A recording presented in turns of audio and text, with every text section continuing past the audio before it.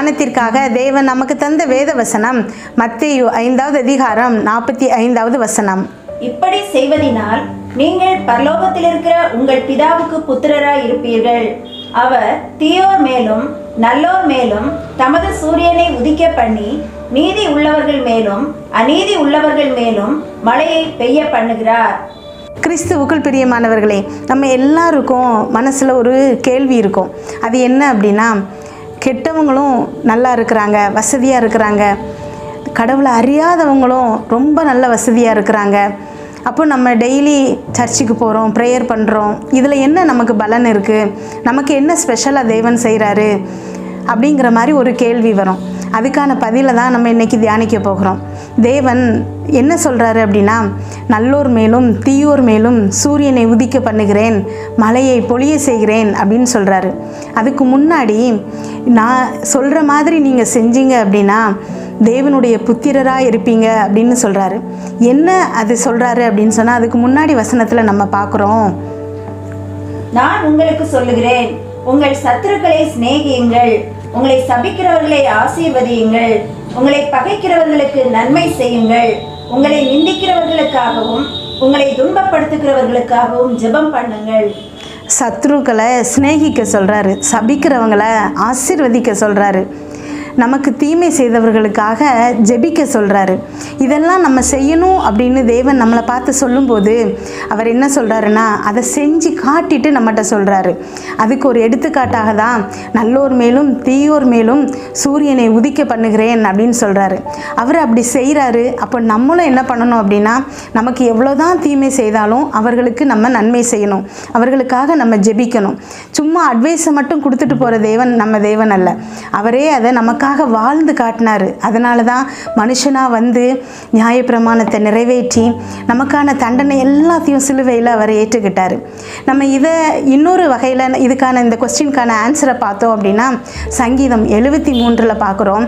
இதனோட ஆசிரியர் யாருன்னா ஆசாப் அப்படிங்கிறவர்.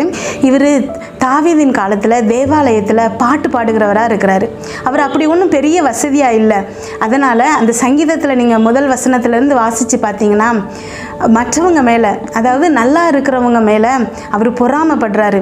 எல்லாரும் நம்மளை விட நல்லா இருக்கிறாங்க, வசதியாக இருக்கிறாங்க, அதை பார்த்து நான் பொறாமைப்பட்டேன் அப்படின்னே அந்த வசனத்தில் வரும். எது வரைக்கும் பொறாமைப்பட்டேன் அப்படின்னு சொல்கிறாரு அப்படின்னா, அவருடைய பரிசுத்த ஸ்தலத்தில் பிரவேசித்து அவர்களின் முடிவை காணும் வரை அப்படின்னு சொல்கிறாரு. அந்த முடிவை காணும் வரை அப்படிங்கிறத நான் விசுவாசிக்கிறேன். தேவனுடைய அருகாமையில் நம்ம இருக்கிறத பார்த்த பிறகு தான் அவனுடைய பொறாமை அவனை விட்டு போனது அப்படின்னு நான் விசுவாசிக்கிறேன்.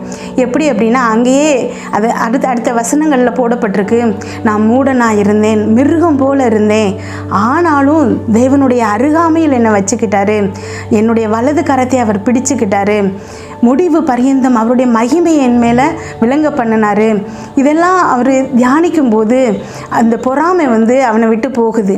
அப்போது தேவனை அறிஞ்சவங்களுக்கு, தேவன் உண்மையான தேவனை ஆராதிக்கிறவங்களுக்கு தான் இந்த பாக்கியம் கிடைக்கும். தேவனோட அருகாமை அப்படிங்கிறது ஒரு சீஃப் மினிஸ்டரோட குழந்தை, சச்சின் டெண்டுல்கரோட குழந்தை, இவங்கெல்லாம் பார்த்து நம்ம பொறாமப்படுறோம். இவ்வளோ பெரிய ஆளுக்கு குழந்தையாக பிறக்கிறதுக்கு எவ்வளோ கொடுத்து வச்சுருக்கணும் அப்படின்னு.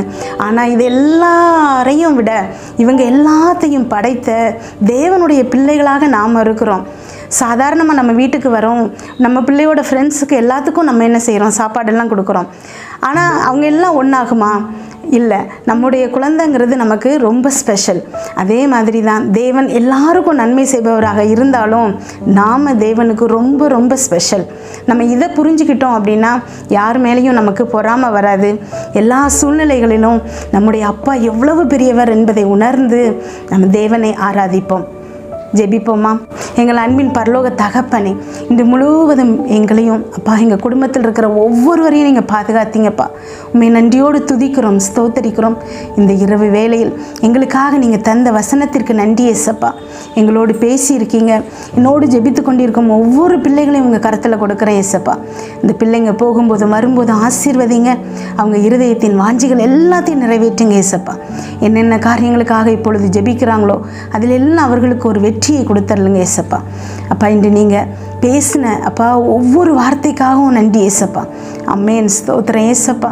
இந்த உலகத்தில் உள்ள பெரிய மனிதர்களின் பிள்ளைகளாக பிறப்பதே பெரிய பாக்கியம் என்று நினைக்கிறதில்ல அம்மேன், எல்லாவற்றையும் படைத்து சர்வ வல்லவராகிய உம்முடைய பிள்ளைகளாக எங்களை தெரிந்தெடுத்திருக்கீங்க ஏசப்பா. அதற்காக உமக்கு நன்றி அப்பா. ஸ்தோத்திரம் ஏசப்பா. தாயின் கருவில் உருவாகுவதற்கு முன்பாகவே எங்களை தெரிந்தெடுத்திருக்கீங்க ஏசப்பா. உம்முடைய கண்களுக்கு நாங்கள் விலையேற பெற்றவர்களாக இருக்கிறோம் ஏசப்பா. அம்மேன் ஸ்தோத்திரம் ஏசப்பா. உலக மனிதர்களின் கண்களுக்கு நாங்கள் வேறு மாதிரி தெரியலாம் ஏசப்பா. அம்மேன். ஆனால் அப்பா உங்களுக்கு நாங்கள் எவ்வளவு முக்கியம் என்பதை அப்பா எங்களுக்கு உணர்த்தினமைக்காய் உமக்கு நன்றி ஏசப்பா. ஸ்தோத்திரம் அப்பா. நன்றி ஆண்டவரே. அப்பா இந்த பிள்ளைகள் ஒவ்வொருத்தரும் இருதயத்தில் அப்பா என்னென்ன கஷ்டங்களுக்காக இப்பொழுது ஜெபிக்கிறாங்களோ அப்பா உம்முடைய பிள்ளைகளாகிய இந்த கஷ்டங்கள் எல்லாம் ஏசப்பா மாற்றப்படணும் ஏசப்பா. அவங்க இருதயத்தில் ஒரு விசுவாசத்தை நீங்கள் துவக்குங்க ஏசப்பா. அமேன். மற்ற எல்லாருக்கும் முன்பாக இந்த பிள்ளைகளை ஒரு சாட்சியாக நீங்கள் நிறுத்துங்க ஏசப்பா. அமேன். உம்முடைய மகிமை அவர்கள் மேல் விளங்கட்டும் ஏசப்பா. இருளின் அதிகாரத்திலிருந்து எங்களை விடுதலையாக்கி அப்பா நீங்கள் வெளிச்சத்துக்கு கொண்டு வந்திருக்கீங்க ஏசப்பா. இது வரைக்கும் எங்கள் கண்களுக்கு அப்பா வெளிச்சம் தெரியலை. அம்மேன் ஸ்தோத்திரம் ஏசப்பா. இப்பொழுது அம்மேன் அந்த இருட்டிலிருந்து முழுவதும் எங்களை விடுதலையாக்கியிருக்கீங்க ஏசப்பா. இருளின் அதிகாரம் எங்கள் மேலே வேலை பார்க்க முடியாது ஏசப்பா. அம்மேன் ஸ்தோத்திரம் ஏசப்பா. எங்கள் பாதைக்கு வெளிச்சமாய் நீங்கள் இருக்கிறீங்க ஏசப்பா. சிலுவையில் எங்களுக்காக நீங்கள் செய்து முடித்த ஒவ்வொரு காரியங்களுக்காகவும் நன்றி ஏசப்பா. அம்மேன் ஸ்தோத்திரம் ஏசப்பா. நாங்கள் நினைவு கூறுகிறோம் ஏசப்பா. ஒவ்வொன்றுக்காக நன்றி கூறுகிறோம் ஏசப்பா. உம்மை துதிக்கிறோம். நீர் பரிசுத்தர் அப்பா. ஆராதனைக்கு உரியவர் நீர் மாத்திரம்தான் தேவன். அம்மேன் ஸ்தோத்திரம் ஏசப்பா. நன்றி ஆண்டவரே. தொடர்ந்து எங்களை வழி நடத்துங்க ஏசப்பா. இன்று இரவு எங்களுக்கு சுகமான தூக்கத்தை கொடுங்க ஏசப்பா. நல்ல சொப்பனங்களை கொடுங்க. வீட்டை சுற்றி உடைய தூதர்களை நிப்பாட்டுங்க ஏசப்பா. உடைய இரத்தத்தை தெளிக்கிறோம். அதிலிருந்து புறப்படுகிற வல்லமை எல்லா தீங்கு பொல்லாப்பு பொறாமை எரிச்சல் கெட்ட ஆவிகள் பில்லி சூனியம் மந்திரம் செய்வினை சாபம் பாவம் நோய் விபத்து எல்லாவற்றிலிருந்து எங்களை விலக்கி பாதுகாப்பதாக. நாளை காலை எழுந்திருக்கும் போது புதிய கிருபையால் எங்களை தாங்குங்கப்பா. இதை கேட்டுக்கொண்டிருக்கும் ஒவ்வொரு பிள்ளைகளின் இருதயத்தையும் உடைய கிருபையினாலும் சமாதானத்தினாலும் பலப்படுத்துங்க. இயேசு கிறிஸ்துவின் மூலம் ஜெபம் கேளும் நல்ல பிதாவே. ஆமேன்.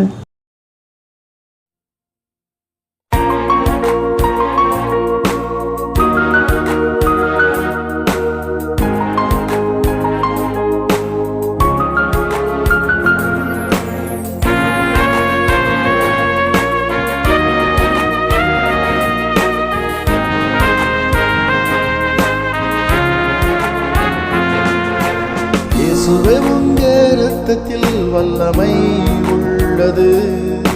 இயேசுவே உம்முடைய இரத்தத்தில் மகிமை உள்ளது.